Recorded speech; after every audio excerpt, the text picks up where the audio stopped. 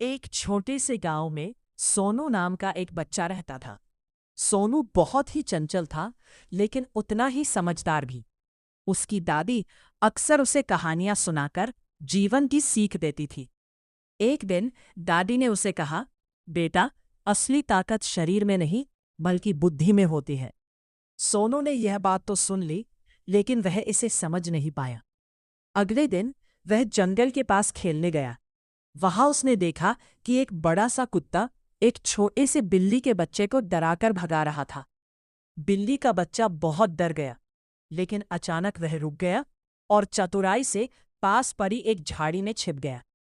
कुत्ता उसे ढूंढता रह गया, लेकिन वह उसे पकड़ नहीं पाया। यह देखकर सोनू को दादी की बात याद आई। उसने सोचा, सच में अगर बिल्ली सिर्फ ताकत से काम लेती तो वह बच नहीं पाती। उसने अपनी बुद्धि से खुद को बचाया। कुछ दिन बाद सोनू के साथ भी ऐसा ही हुआ।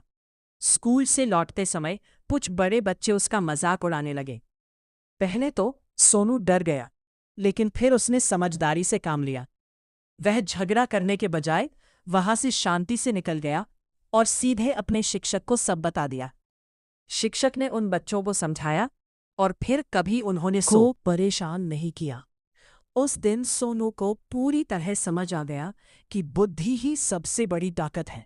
उसने दादी से कहा, अब मैं समझ गया कि समझदारी से हर समस्या का हल निकाला जा सकता है। सीख शक्ति से नहीं, बल्कि बुद्धि और समझदारी से ही जीवन की समस्याओं का समाधान किया जा सकता है।